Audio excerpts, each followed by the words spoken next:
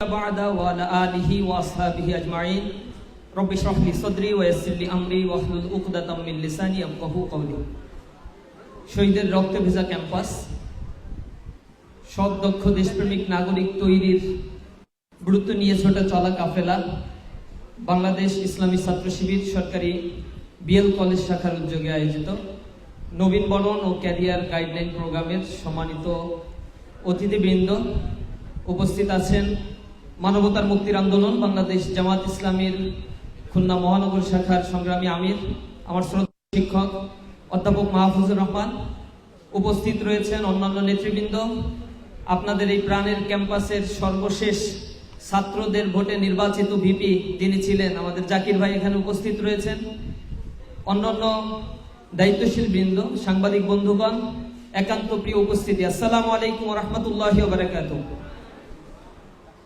আল্লাহ রাব্বুল আলামিনের দরবারে শুকরিয়া আদায় করছি দীর্ঘদিন পরে এই বিএল কলেজ ক্যাম্পাসে এমন সুন্দর একটি আয়োজন নবীনদের নিয়ে আমরা করতে পেরেছি সর্বশেষ আমি 2010 সালে তখনও আসলে বিএল কলেজে ভর্তি হইনি তখন এই ক্যাম্পাসে এসে নবীন পরীক্ষার্থী যারা পরীক্ষা দিতে এসেছিল ফার্স্ট ইয়ারে ভর্তির জন্য তাদেরকে স্বাগত জানানোর জন্য আমাদের সেই আয়োজনের উপরে অতর্কিত হামলা চালানো হয়েছিল সন্ত্রাসী ছাত্রলীগ কর্তৃক সেই হামলায় আমাদের একাধিক ভাইকে তারা তখন জখম করেছিল ক্যাম্পাসকে অস্থিতিশীল করেছিল এবং ইসলামী ছাত্র শিবিরকে এরপর থেকে প্রশাসন দিয়ে পেশি শক্তি দিয়ে আর কোনোভাবেই এই ক্যাম্পাসে ছাত্র সংশ্লিষ্ট কোনো কার্যক্রম আমাদেরকে করতে দেয়া হয় নাই আমরা তারপরেও আমাদের কার্যক্রম চালিয়েছি হয়তো ক্যাম্পাসে পারি নাই কিন্তু ক্যাম্পাসের বাইরে গিয়ে আমরা আমাদের কার্যক্রম চালিয়েছি আজকে আমি স্মরণ করছি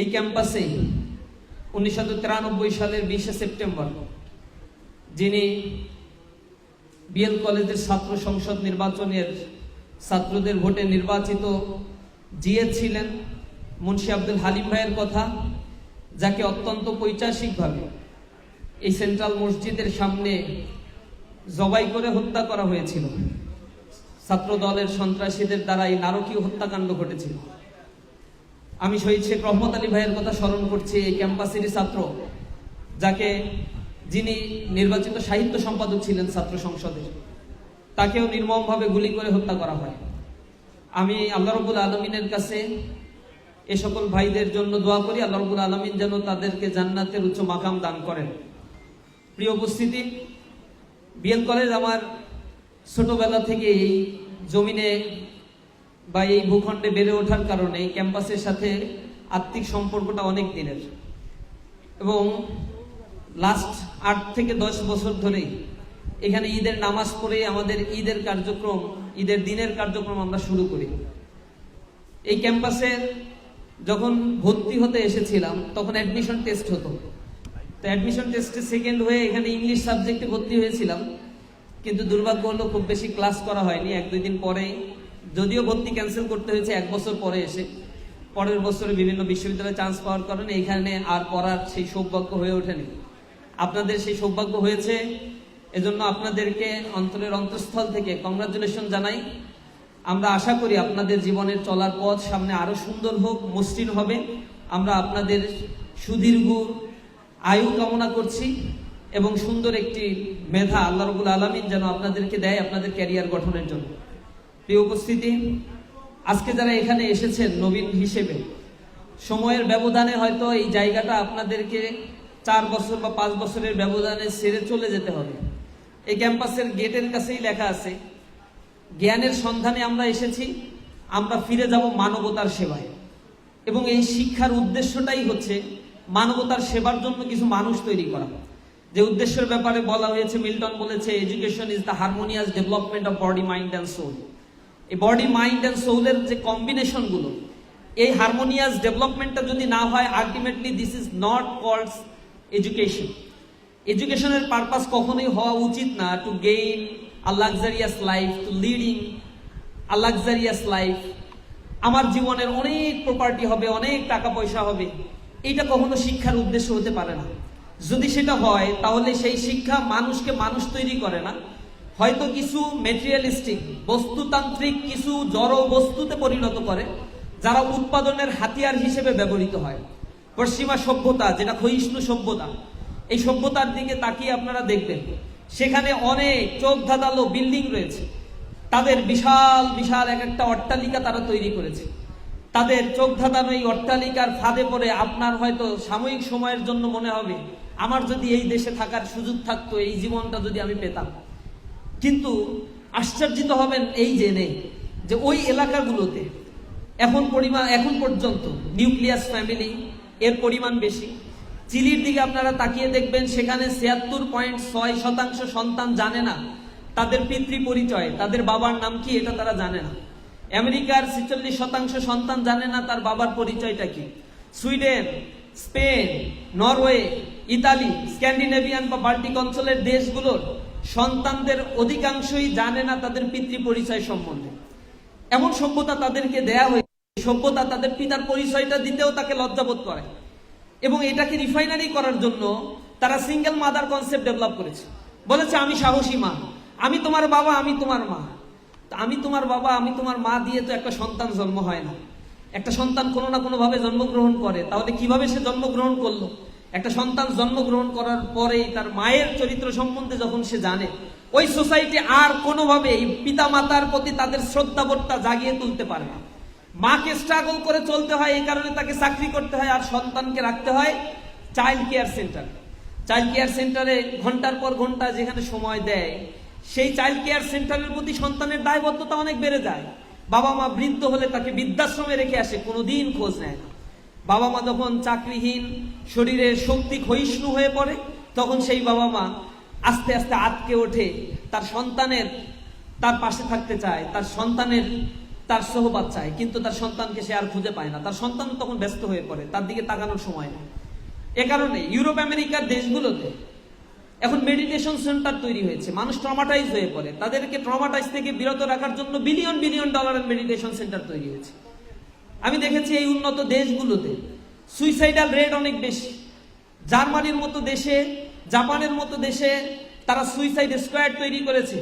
তারা আইন পাস করছে, কেউ যদি নিজ আগ্রহে সুইসাইড করতে চায়, মৃত্যুবরণ করতে চায়, কোর্ট তাতে বাধা দেবে না, এটা আইনগতভাবে বৈধ। সেই বৈধ করে তাদের আইন পাস করতে হয়েছে। তার মানে এটা কত নিকৃষ্ট পর্যায়ে তারা পৌঁছে গিয়েছে, তারা পৃথিবীতে বাঁচতে চায় না।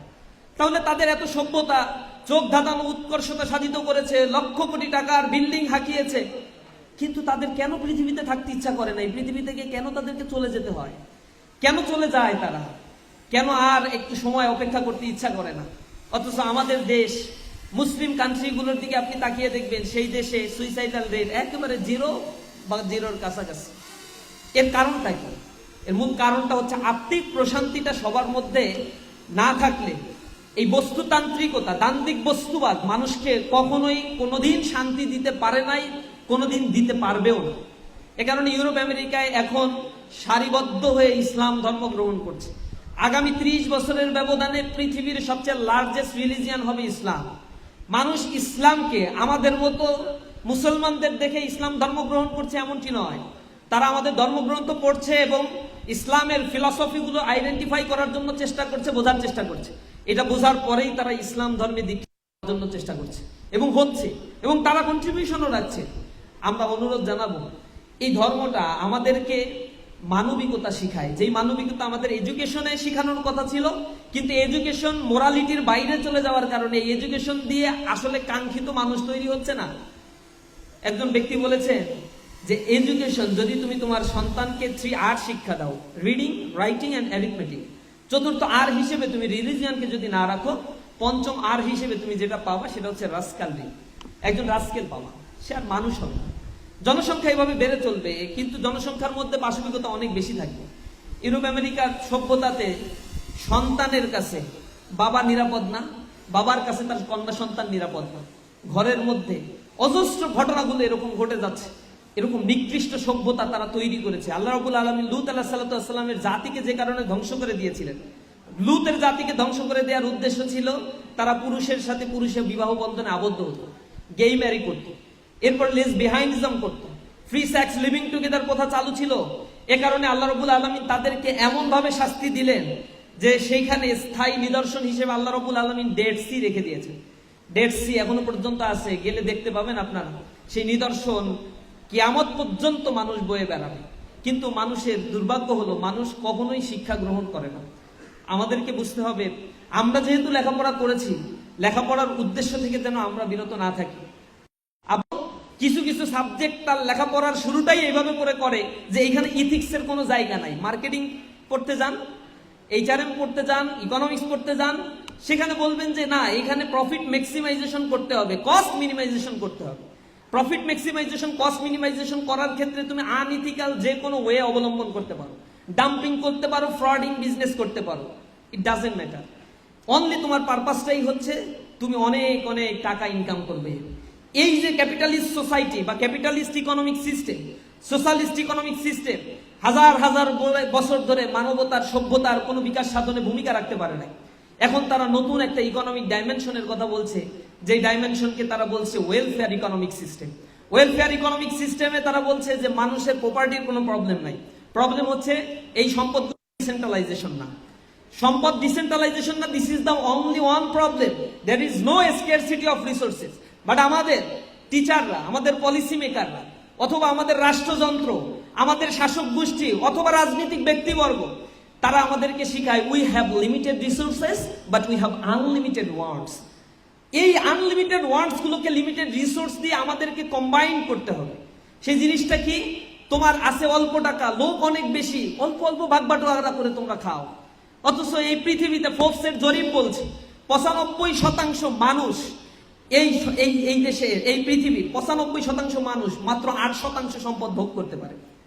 বিল গেটসের কথা বলেন, অথবা স্লিপ কার্লোস হেলুর কথা বলেন, অথবা মার্ক জুকারবার্গের কথা বলেন, এই মানুষগুলো এত সম্পদের মালিক, সেগুলো বাংলাদেশি টাকায় ক্যালকুলেশন করলে বাংলাদেশের 60% সম্পদ, প্রপার্টি তারা কিনে নিতে পারে। বাংলাদেশের টোটাল জিডিপির 60%-এর উপরে একজনের সম্পদের মালিক তারা।